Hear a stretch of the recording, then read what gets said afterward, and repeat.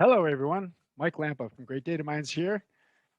Boy, do we have some cool stuff to show you today. Over the next 25 minutes or so, we're going to show some very, very interesting things. You know, one of the core tenets at Great Data Minds is that technology really does matter, especially in the data and analytics space. And we're on a constant lookout to find those new technologies that really do expand upon the art of the possible. And in 2020, we zeroed in on two of them, two technologies and two companies, ThoughtSpot and Starburst. And here's why we're embracing both of them. From a ThoughtSpot perspective, ThoughtSpot is addressing a gap in the discovery and analytics space that has been there forever. And that's really to enable the business community, the business operations people, business analysts, to simply ask a question of their data about the performance of the business function or their operation and get an answer and a result to that question rendered in a compelling way without having to spend all that time building preconceived, pre-constrained dashboards that answer a question, but now I got a different question, right? So I find that to be very, very compelling. And not only that, but when I get the answers to my questions, I also get prompts for additional insights of things I didn't think to ask that might be of interest to me. And if they are of interest to me, I can say, hey, I like that, save that one too, right? So insights for everyone coming out of ThoughtSpot. And then here comes Starburst, addressing another longstanding gap in our industry, which is that ubiquitous, secured, and governed access to disparate data across disparate sources, getting that result set back and turn that result set over to generate some insights, right? And the key thing is I don't have to move the data. I don't have to be making copies of this data and moving it around. Imagine not having to track all these redundant silos of data that are popping up in your enterprises primarily because the business is running at the speed of business and they don't have time to wait for a well curated set of data to be put into place for them. They need access and they need ubiquitous access. So what you're about to see today is what I'm really excited about is we're going to see Starburst and ThoughtSpot in conjunction demonstrating ubiquitous access to disparate data and the delivery of that to an insight generator that has unbridled ability to ask questions. Insights for everyone, ubiquitous access to data for everyone. This is a game changer. So sit back and enjoy. Gentlemen, take over. Thank you. Start with Starburst. Go ahead, Neil. Yep, thanks. So real quick on the Starburst front, and just kind of a grab bag of the customers that we're really proud of. You can see everything from Nike to Bank of America to Lockheed Martin and FINRA. Point being, it's a broad spectrum of number one, customers, and number two, use cases from a performance perspective and a distributed SQL perspective as well. On the right side of the screen, you'll see some of the value and the business outcomes that we're delivering to these customers, reducing decision risk, increasing profit and revenue, keeping customers retained, and accelerating time to market with better performance.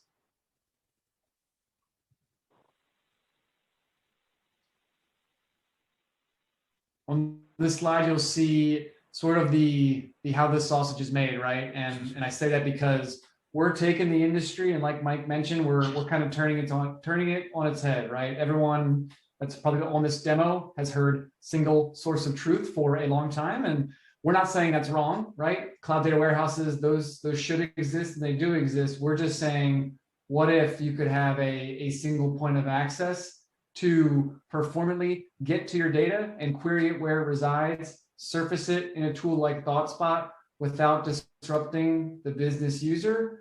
Large value add, right? So the way we do it is we're based on this massively adopted open source technology that's called Presto, now Trino. We are building in the enterprise features like security, like better performance, like all the different connectors to data sources, as well as 24/7 support. We're ANSI SQL based, so your users are still leveraging SQL, which is the most commonly known data language, if you will. We support massive concurrency, scalability, and global security for things like role-based access control. Next slide, please.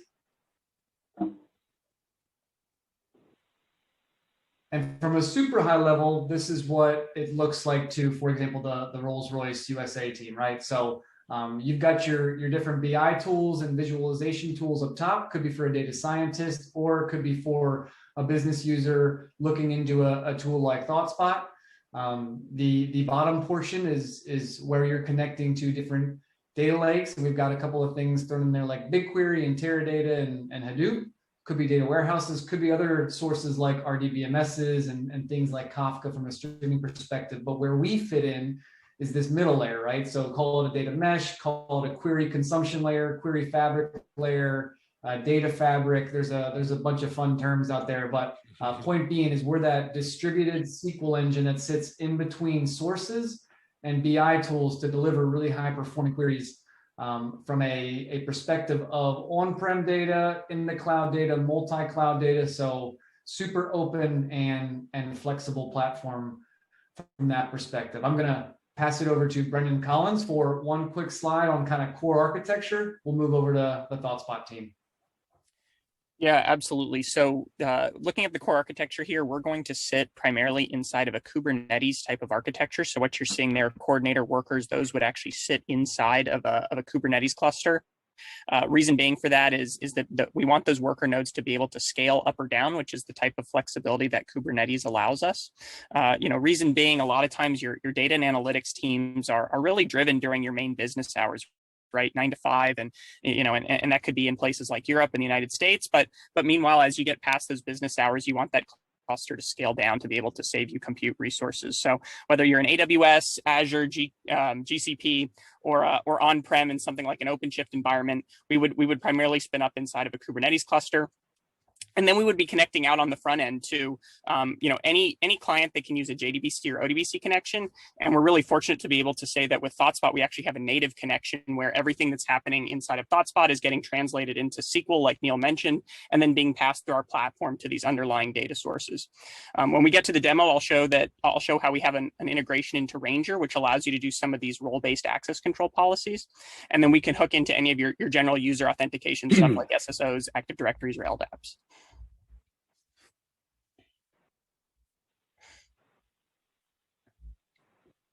Excellent. Moving along. So I like to show this slide.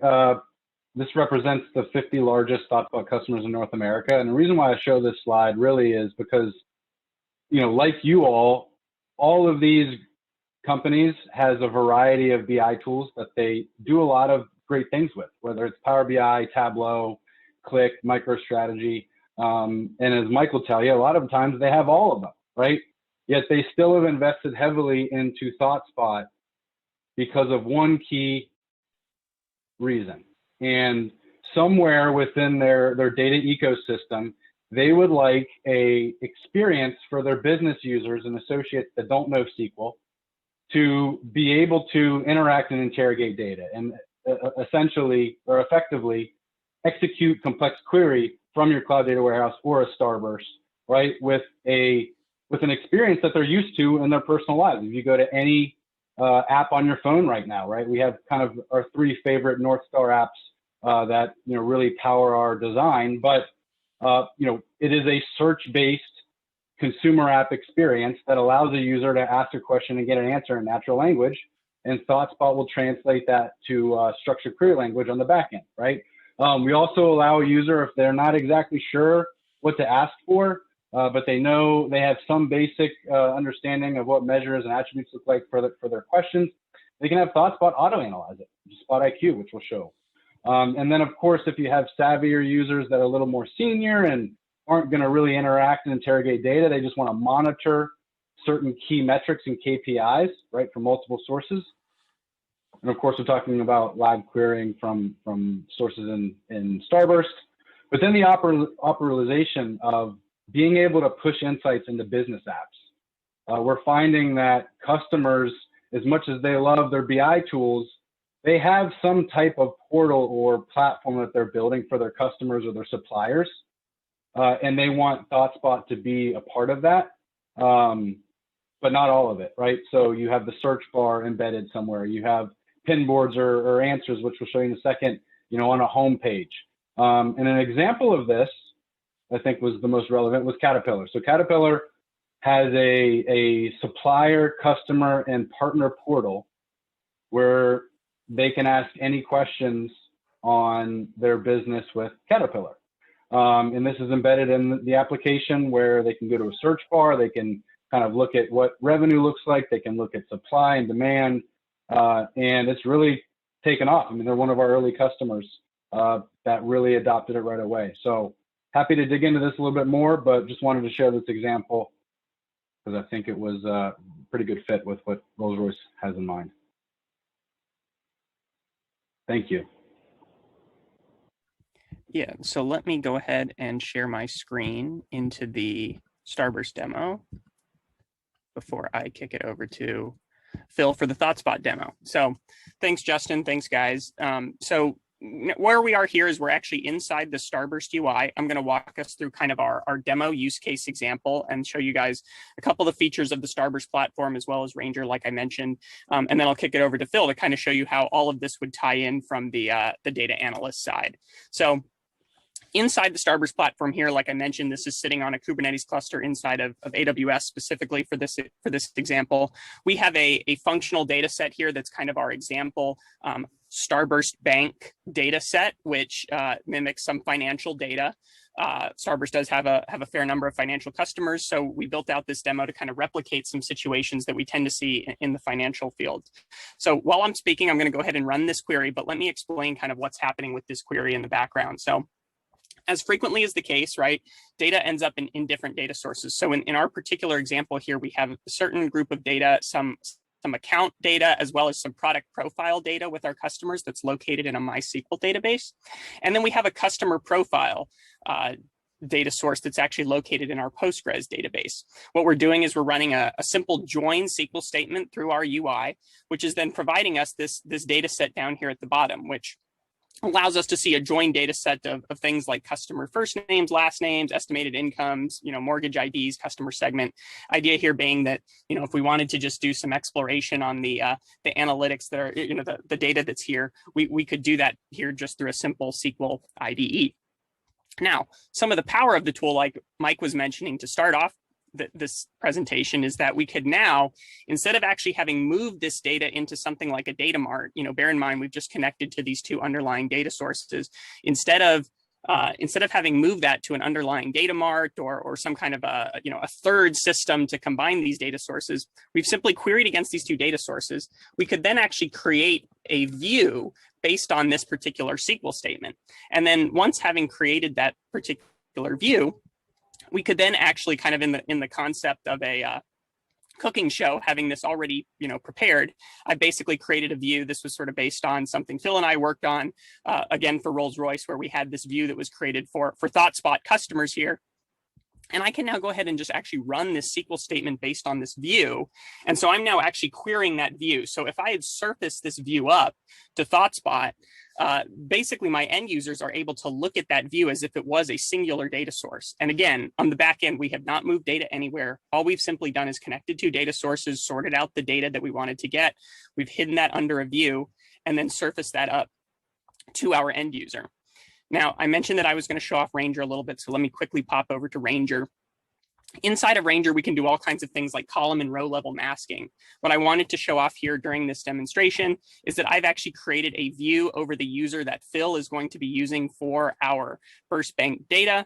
If we look at this policy that we've created, we basically have a mask on our phone number column. So throughout the presentation that Phil does today, even if he wanted to look at phone numbers from any of these customers, it would actually be masked out to his user. He's actually using a user, Bob, who happens to be inside of our analytics group here.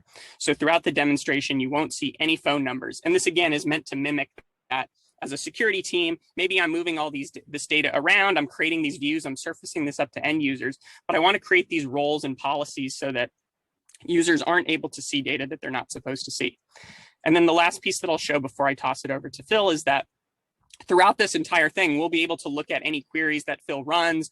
We can look down and see query history of either myself here or user Bob as we go along here. And we can even look at things like usage metrics and cluster history as well.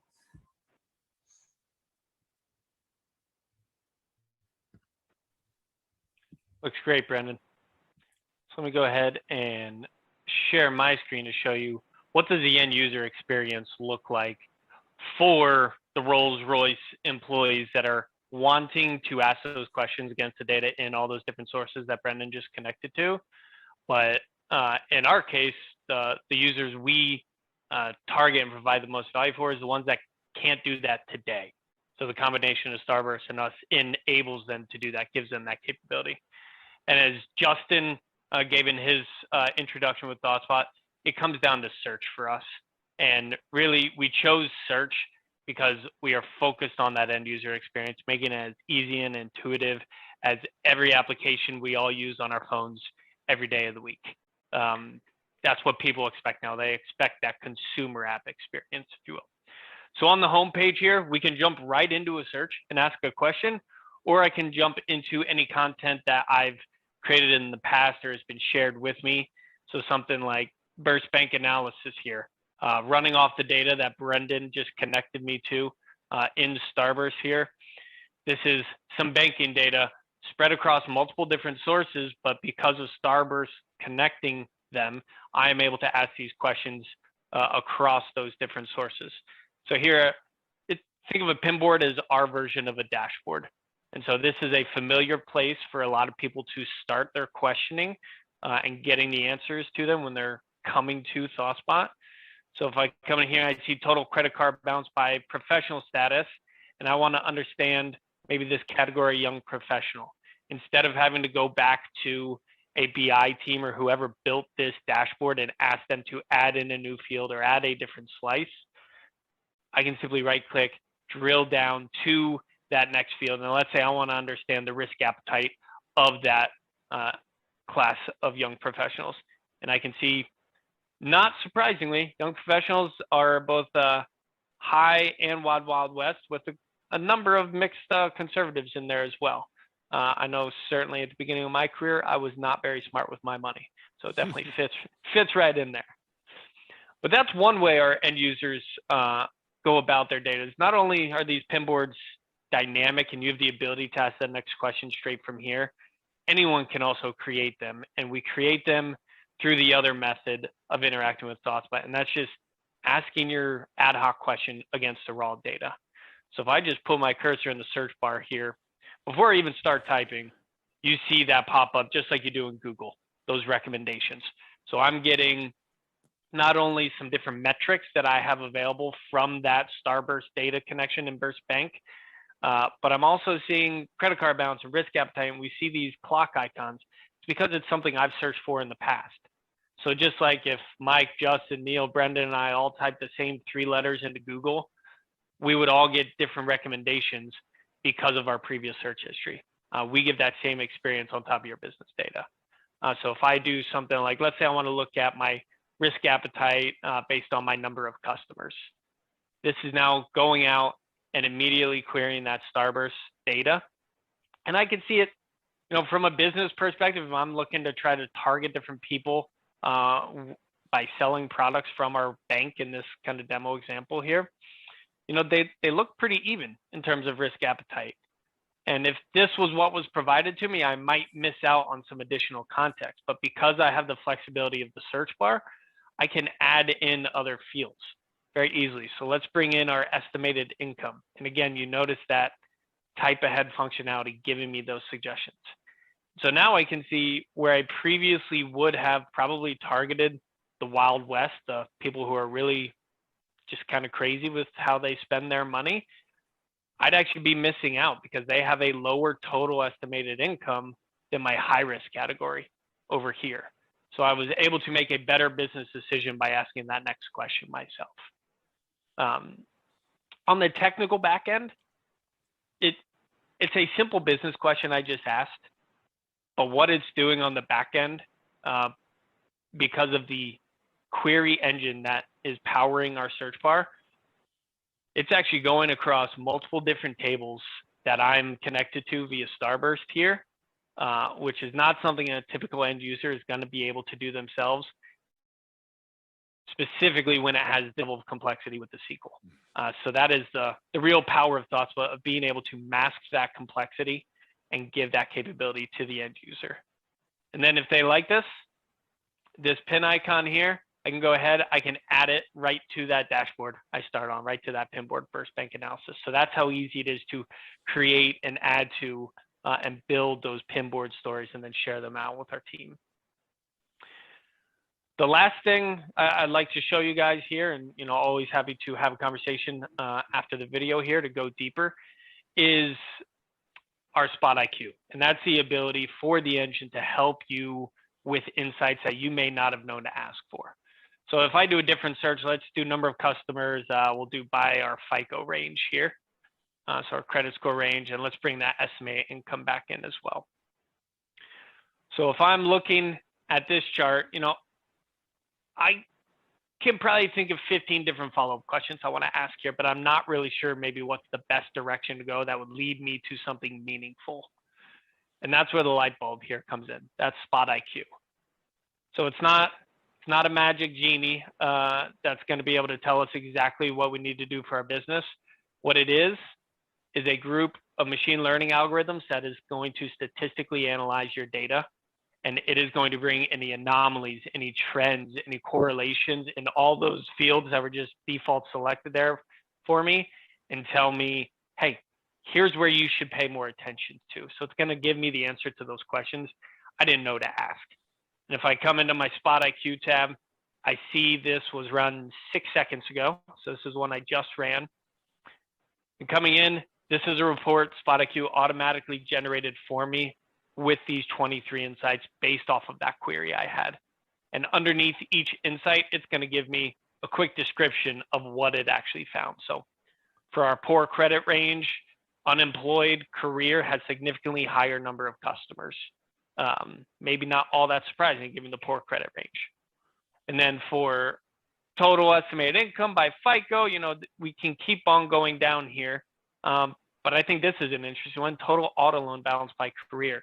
It looks like our teachers have the highest amount of auto loan balance out of all the careers in our system of our users.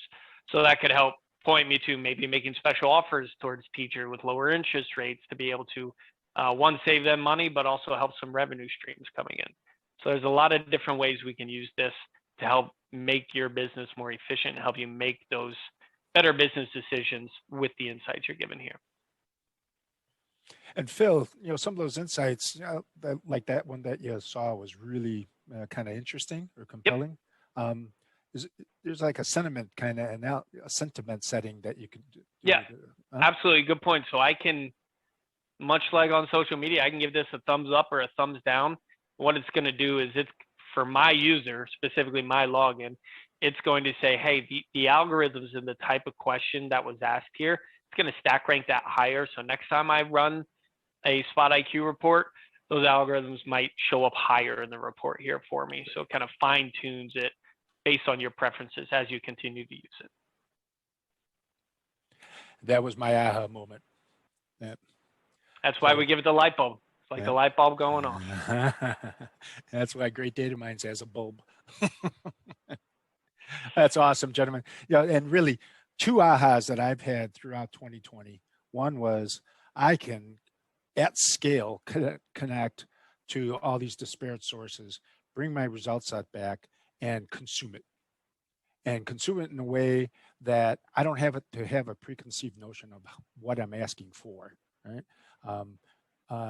And I don't have to necessarily physicalize it and drop it somewhere and then work on it more and more, right? Which is incredibly valuable, well, whether I'm in a sandbox environment, I'm trying to find the next hypothesis to test, or if it's where I'm in an operational, near real-time operational reporting scenario, and I don't need to be saving this data over and over again. I just need to get the insight and then move on.